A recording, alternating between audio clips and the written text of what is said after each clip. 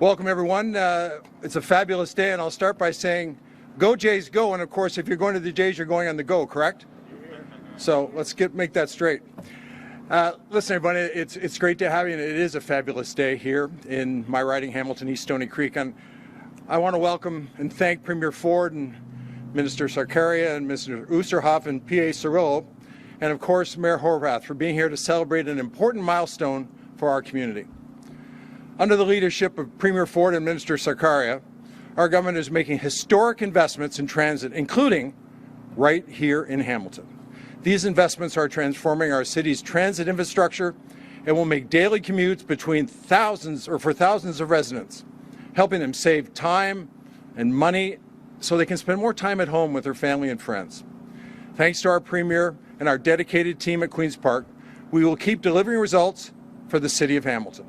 And now, without further ado, it's a great pleasure to introduce the Mayor of Hamilton, Andrea Horwath. Mayor.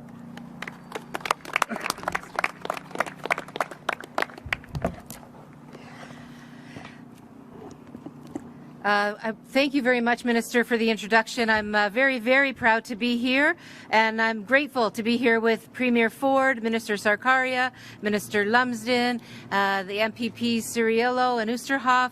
We have a council colleague who represents this area. Matt Francis is with us as well. I just really want to say how much I appreciate everyone being here from the provincial government, and not just for being here, but for making sure that you're doing everything you can to advance investments that strengthen Hamilton and connect our region. Your commitment to working in partnership with our city helps ensure Hamiltonians and visitors to our community have the opportunities and access they deserve to be able to explore our great city. So I am really excited with today's announcement. Confederation GO station represents another important step in expanding transit access across Hamilton and, as I said, throughout the region. For Hamiltonians, of course, it means shorter commutes, as Minister Lumsden said, more affordable and sustainable travel options, better connects people to work, to school, to healthcare, and here in Hamilton with some of our recent investments downtown, connects people to fun as well. For visitors, it's easier access to our city, to discover our cultural spaces, our trails, our waterfront, our restaurants, and our businesses. Everything that makes Hamilton such a vibrant place. You know, building infrastructure like this is important. It's important for connections. It expands our transportation links, as you know, and again, supporting local business, encouraging further investment from the private sector, in creating new opportunities for people across Toronto, the GTHA, and even into our neighborhood area in terms of the Niagara region. So this connectivity will forever change who we are here in Hamilton, and it is such an important investment. So once again, I want to thank our partners at Metrolinx and the Province of Ontario for working together with the City of Hamilton to make this possible. With continued collaboration, we're strengthening our transit networks and ensuring that Hamilton continues to grow. Hamilton is on the move, and Confederation GO will help our residents, our visitors, and our economy move and grow with it. Thanks all very much. I'm now very pleased to ask Minister Sarkaria to take over the microphone.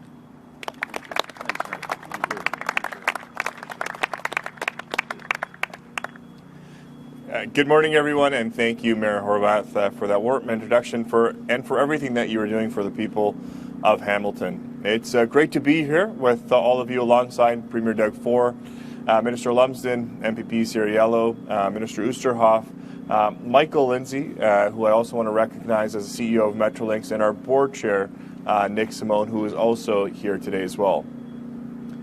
Public transit keeps our province moving, and that's why we're investing $70 billion in the largest transit expansion in Canadian history, while supporting thousands of good-paying construction jobs, including generational projects right across Hamilton. While we're building more tracks and more stations for the future, we're also improving service for communities commuters today. Last year, we added more than 300 weekly train trips to GO's busiest routes, including here in Hamilton, as well as Niagara, Durham, and Kitchener-Waterloo, our largest service expansion in more than a decade. We've also expanded GO bus service to more communities. For the first time, Ontario now provides GO transit service to First Nations, with routes serving 6 nations of the Grand River and Mississaugas of the Credit First Nation. And we're putting more money back where it belongs, in people's pockets. Ontario's One Fare program means Hamilton's transit riders now pay only one fare to transport between GO and GTA transit agencies, saving commuters on average $1,600 each year. And as of March, veterans and members of the Canadian Armed Forces can now ride GO Transit for free. We're getting Ontarians where they need to go faster, and we're making life more affordable. Hamilton and the Niagara region are among the fastest growing areas in Ontario. These investments will not only make it faster and easier for people in Hamilton and Niagara region to get where they're going, but drive economic growth throughout the region, protecting Ontario in the face of economic uncertainty. We are building Ontario, and today we are marking a milestone. And with that, I'll turn it over to Premier Doug Ford. Thank you.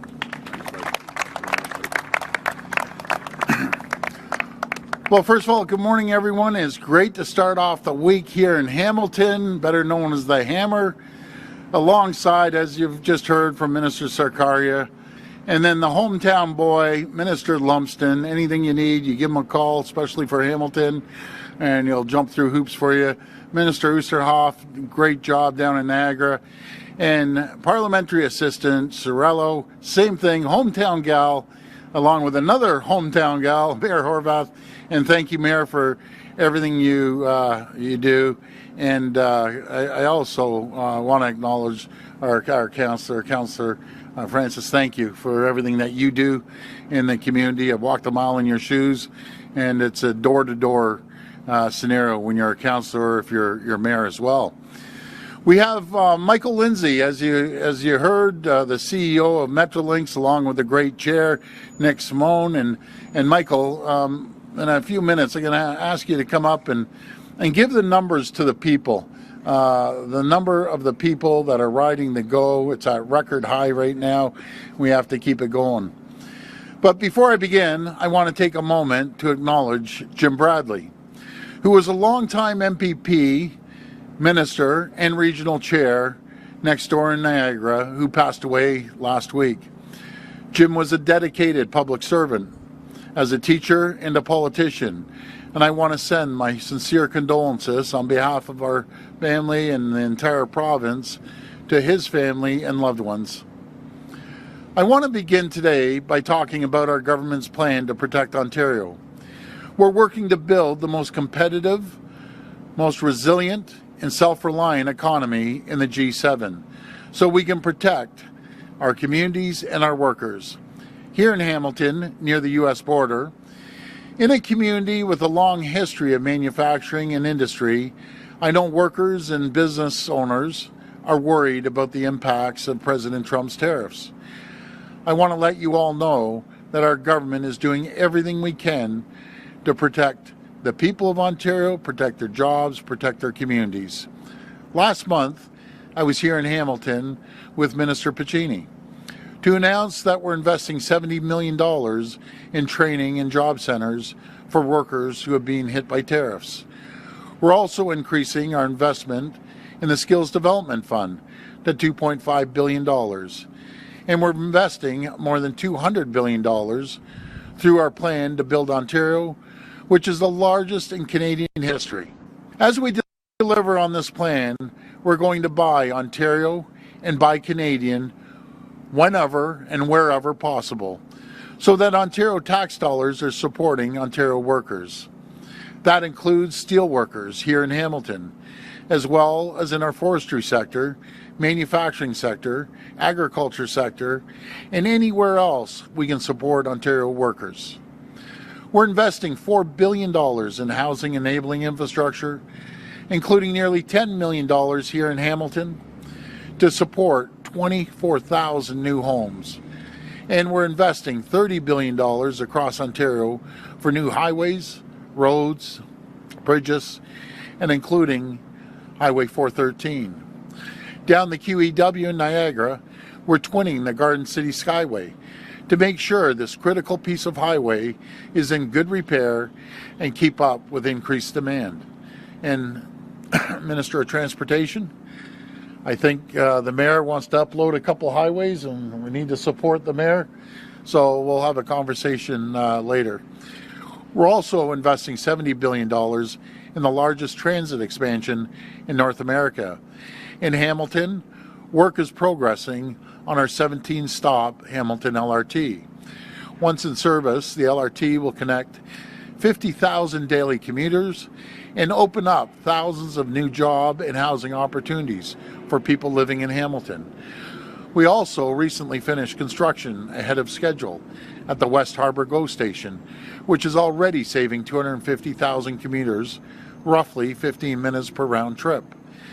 And today, I'm thrilled to announce the next step in our plan to get Hamilton even more connected to fast, reliable, and affordable transit, with the completion of construction of the new Confederation GO station, which is... The station will begin serving GO Rail riders on October 27th, adding almost 500,000 more rides annually to the GO Rail network and connecting existing bus users to the Lakeshore West route. Under Minister Sarkaria's leadership, train service is also increasing across the GO network to meet demand. In fact, it's increasing above pre-pandemic levels for the first time, with increased service on the Lakeshore East, Lakeshore West, Barrie, and Stouffville lines. Infrastructure like this new station and investments like the ones we're making across our province will help protect Ontario, keep workers on the job, and keep our economy going. Together, we're going to build Ontario's incredible potential so we can support workers and their families and build a province that can stand up to anything, no matter what comes our way. I want to say thank you, and may God bless the people of Ontario. Thank you so much. Now, Michael, before we start the question and answer, maybe we'll have the CEO, Michael Lindsay, come up and just talk about what we see on the volume of passengers. Thank you, Premier. Good afternoon, everyone. I shared a stat with the Premier before this announcement that I think is the one that is in his mind. I'm delighted to say, and by the way, this accomplishment is a function of the various people you see around you right now that are wearing the high visibility kits and the green GO jackets, the staff at Metrolinx, our partners in the construction sector, our partners in municipalities. A couple of weeks ago, we had our second best day ever in terms of total volume on the GO network. Almost 330,000 people rode GO and UpX services that day. It was second only to the Raptors Championship Parade in 2019. And then the day immediately after that, we broke that record again. So our base level of activity on the GO and UpX services right now is essentially equal to that Raptors Championship day, if you remember it. And I'll say for myself that personally, I hope that we're going to break even that record with another championship parade very, very soon for the Toronto Blue Jays. But it's just, sir, thank you for giving me the opportunity. It's an opportunity for me to say thank you to the talented team that has grown this service, has made it relevant not only for commuters, but also for people trying to find entertainment. And as a final thought, sir, I would just say thank you to the riders and the residents of the region. We know that it's not easy to offer this service while simultaneously trying to build the future. And the patience that you have with us for major track closures and other disruptions, we really, really appreciate. Thank you. Thanks, Bud. Thank you. We will now take I always say we're fortunate to have them, but I know Michael always says I can't do it without the frontline folks.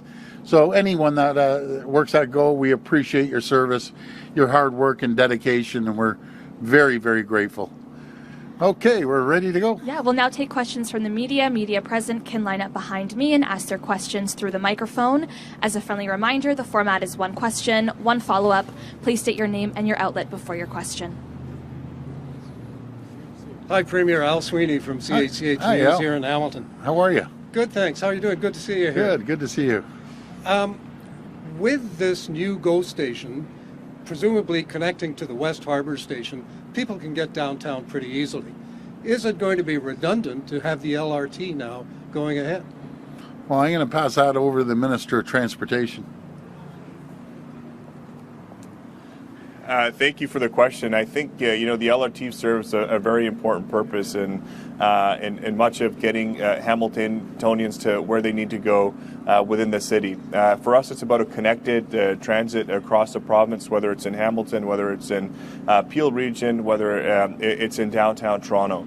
So the Hamilton LRT definitely fits the profile for what we want to accomplish with a connected transit system across the province. The GO network is also just as important, and I think both of these working together will improve accessibility to transit, but also the quality of life. People getting from downtown Toronto all the way up here or all the way up to Niagara for whether it's a weekend trip or whether it's for work, and then being easily able to access our LRT in Hamilton to get to where they need to go to. And these are all about ensuring that we have a connected system that will support each other, integrate well across the province, and make it that much more accessible. Thanks. So one follow-up for you, Premier. Yes. Still on transportation with the mayor there. Have you guys resolved your differences over speed cameras? The last I heard, Hamilton was going ahead with the idea. Well, let me tell you something. We have a phenomenal relationship, 1,000 times better than when the mayor was in the opposition benches at Queen's Park. But, the reality is we're going to agree to disagree on a few things, but you got to look at all the things that we do agree on. And it's probably, 90% of making sure that we create more opportunities economically. We always work together in attracting new businesses, working together on the LRT, working together on other infrastructure projects, helping with the homeless here and trying to clean up the streets. So, yes, we'll agree to disagree on that. But again, there's so many things that we work together very, very well on, especially economics. Good day, Premier. Matthew Van Dongen from the Hamilton Spectator. Thanks for taking Matthew. the time. Thank you. I'm going to jump in on that question as well in a different way. The mayor had said to me that she thought that Hamilton's use of speed cameras was pretty responsible. We only have 4 in action. The revenue goes back into road safety programs, just like you were talking about earlier. So I was wondering, when your legislation comes forward, will there be an opportunity for carve-outs for responsible use? Yeah, well, what we're going to do is make sure that we give places like Hamilton the money to build the infrastructure to actually slow down the traffic, and we look forward to working with the mayor and her team to tell us where they want the infrastructure put together. I was asking the mayor about crime as well, because I want to start introducing cameras on crime if approved by residents, because the home invasions, and I was asking the mayor about the car thefts here and the home invasions. Certain areas around Ontario are just getting hammered. York region, certain parts of Etobicoke, Peel region, and up in Halton as well, Durham. So we're going to be working on that, and I'm wondering if we can use those cameras to identify stolen cars as well. And with the red light cameras, I have no problem with red light cameras. I think they're essential because they cause serious accidents. Someone's racing through a red light. But our goal is to continue working with the municipalities to help them build the infrastructure that is needed. Thanks. As a follow-up to your comments earlier, is the province in talks with Hamilton about the idea of uploading parkways, or are you open to that sort of conversation? After we had a little get-together this morning, the mayor and I, that's one of the asks, and we'll seriously consider it because it's a real burden financially on Hamilton, and we've done it for other jurisdictions, and I just believe it's only fair to do it here. I'm not saying we're doing it. I'm just saying we're going to have a good discussion on it. The Alexandra Parkway and what was the other one, Mayor? Red Hill. Red Hill. So So we'll look at it, and that allows the mayor and council to reallocate those funds into other areas that might be more productive. So we're always open to helping our cities. Hi, Premier. This is Sarah Piesker from CBC News. Hi, Sarah. Hi. I'm wondering what your reaction is to the federal government's announcement to list the Bishnoi gang as a terrorist entity, and what more can be done to protect communities. Okay, you're going to have to bring me up to date on this Bush. What are they called? Bishnoi gang. Yeah, and what are they? Is that band that goes around? They're a gang that has roots in India and I believe Punjab and has activity going on in the GTA. Yeah, honestly, I'm not familiar with it. I'd have to look into it. I couldn't answer that properly, but if that's what the feds are doing, that's what the feds are doing. They have more intelligence than I do. And I have another more local question related to Yeah. the station. What are the bus connections that will come here? Where can you get to from this station on a bus? Okay, that's over to one of you folks there. So if I could just begin by talking about the rail service that's going to happen at this station. It's 13 weekday trips, 15 weekend trips. So links to downtown, links to Niagara. Essentially every train going in both directions is going to stop at this station. And as Minister Sarkaria said, the bus links are mostly to Lakeshore West sites to help provide flexibility in respective service to residents as well. We're going to lay in a new service schedule for October, one for November. By the way, that sees a surge, further surge in GO services, new peak day trips on Lakeshore East and West, and we'll confirm full and final details as we do that. But the rough map in your head is really expanded rail services here with supplemental bus services to get people to the Lakeshore West line. Hello, I'm Karen Nickerson. I'm from Village Media. Yes. Hello. GO Transit is expanding down Dundas Street into Waterdown and Hamilton through the GO BRT. Are there any further plans to expand GO Transit into the west end of the city, specifically for the smaller communities like Dundas and Waterdown? Well, first of all, I got to apologize. I know I'm handing it over, but I'm just handing it over because they're experts and they know the routes a lot better than I do. So once again, gentlemen, you want to come up and... I would say we're looking all the time at the possibility of expansion, including as a function of our 2051 regional transportation plan. I was with the mayor and her team this morning. We had, I thought, Mayor, a very good meeting talking about all of these potential options and configurations with the LRT as the spine, which we're excited. Early works are already underway. So I'd say watch this space. This is a real-time and dynamic conversation that continues between us and two levels of government. And Hamilton has begun its municipal budget talks and has repeatedly called for the province to offer more housing support and to address downloading onto property taxpayers in Hamilton. What have those discussions been like between the city and the province? Well, the mayor and I just had a great discussion about it, and the mayor gave me a binder and I gave her 2 pages full of items that we've supported Hamilton, but I always have an open mind. I always want to be there for cities, no matter if it's Hamilton or Toronto or the other cities, but I'm just looking at this. $27.8 million through homeless prevention program was increased by 18%. Now, maybe 18% wasn't enough, but we're always there to sit down and chat because we have to work collaboratively with the cities and the towns, and that's what our government's all about, is trying to work together. And if we can find extra money, we'll support them. If we can't, then we'll come up with a plan for maybe the next budget, opposed to the fall economic statement that's coming out. Hi, Premier. Laura Stone, Globe and Mail. Hi, Laura. Hello. I wanted to follow up on some of your comments you made during the press conference about maybe expanding cameras in cities to stop crime. Are you talking about like repurposing the speed cameras for another purpose? And can you expand on your vision here? So I had a good meeting with Mayor Del Duca. It was yesterday, and I got wind that we had a fund. I think it was about a $2 million fund, and a few of the towns have picked up on it. He was one of them, through our MPP, Don Gallagher Murphy. And what these cameras do, they pick up a license plate, and if it's a stolen car, it gets immediately reported to the police, the local police. I had the conversation. It was a promptu meeting with our community. I don't know, about 60, 70 people came out. There's been 4 home invasions in our small community over the last 10 days.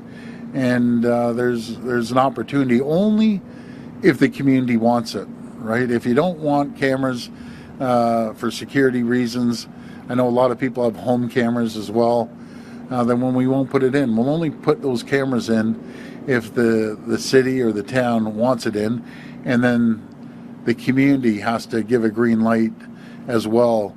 But I think they're superb. Our biggest thing on these home invasions is you get the front shot of the car, but you never get their license plates. And then we can tell if they're stolen or not. A lot of them are stolen, but people, I can tell you folks, it's become the number one issue is this crime. It's always the economy and healthcare, but crime is right up there. In certain areas like York, it is the number one issue, and they're just done with it. So that's why we're encouraging the federal government to put meaningful bail reform, look at the Young Offenders Act, because what's happening with the young offenders, 16 and 17-year-old are being told by a 20-year-old, you take this gun and nothing's going to happen to you. Unfortunately, that's the case. So there has to be accountability for these criminals. And then this mandatory sentences. Like if you break into a home and a gun, and I went to the house yesterday, like it traumatizes people. I can't even begin to tell you how traumatized people are when they get their house broken in by 4 masked men with a gun pointing it to their heads. Like, yeah, PTSD. Like you can't think. People want to move out of their homes. It's terrorizing. So these criminals, we got to catch them, throw them in jail for years.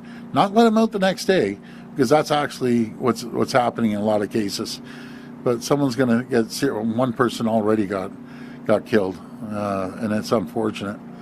But we have to clean up the streets, like big time. We need to clean up the streets, literally the streets.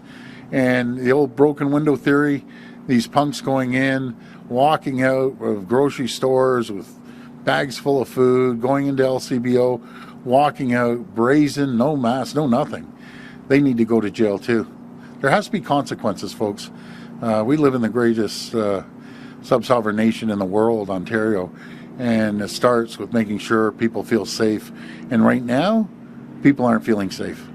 Can I just, before I follow up on my next topic, just Yep. to clarify, so you're thinking of maybe expanding this camera system within Yes. cities who want it? That's right. Like, you're Yep. going to talk to them about it? And Yeah, we'll put it out there, and anyone who wants it.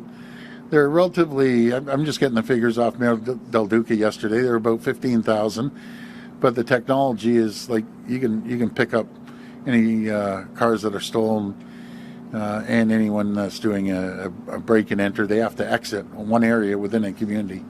But again, that's up to the community. If you want it, I think it's very beneficial. If you don't, that's fine. I know the community in our community, they want them. Okay. They want them like yesterday. And just on another topic, on this Project Ontario group, they're having a meeting tomorrow night. They're pushing for smaller government. They say you don't have the will to kind of do what it takes to really cut down.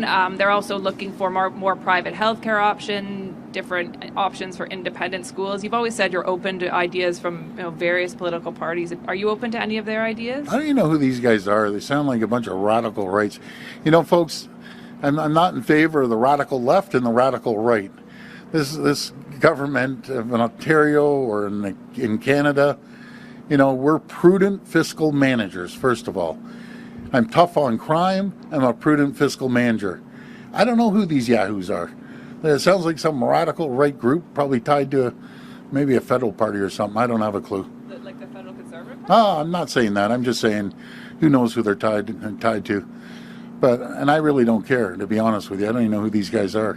I'm going to focus on our agenda, protecting the people, protecting the economy, creating more jobs, building infrastructure, building the healthcare system. That's what I'm focused on. This will be the last reporter.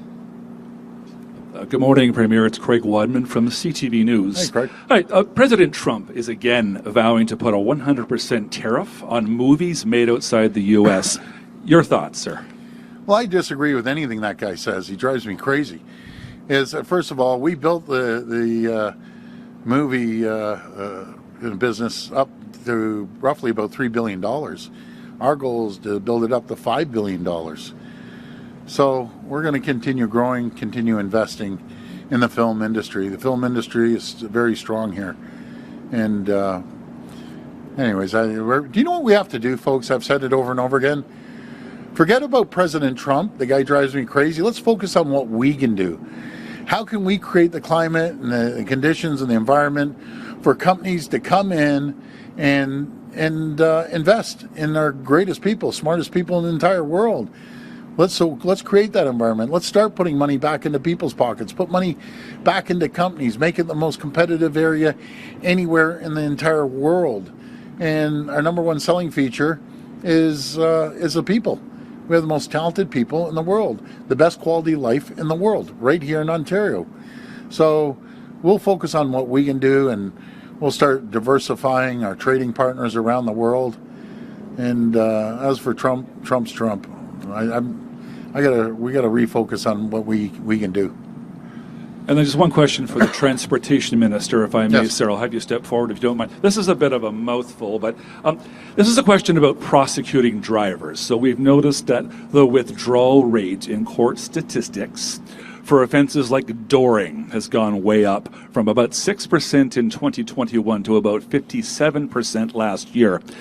Now, does this dovetail with the strategy to remove automated ticketing to make it easier on drivers who break road rules? Give me 1 second. I've got to run back to my camera to change the height.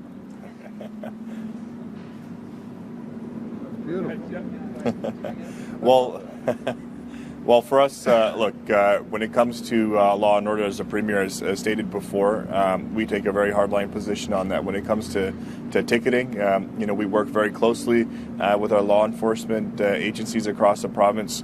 Just last legislative session, we tabled multiple pieces of legislation that made it Ontario one of the toughest jurisdictions, whether it's on stunt driving, whether it's on impaired driving. All of those offenses were increased in fines and penalties to the extent possible. And so we will work with our Attorney General and his office to continue to ensure that from a prosecution perspective that charges that are laid are seen through, and that we work with our law enforcement partners as well to keep not only our roads safe but criminals off our streets and ensure the safety of individuals that are driving. Thank you. And that concludes our media questions. Okay, well, folks, thank you so much. Thank the folks of Hamilton. You know what I heard? I heard there's a good fish and chip store called Hutch's. And I don't know if you've ever heard of it, but they told me it's the best fish and chips, has a little ice cream. So I'm making a little deviation. I'm going down to Hutch's because, as you can see, I'm in good shape and I need a little bit of fish and chips and a little bit of ice cream. So away we go. Off to Hutch's. Okay, thank you. God bless you.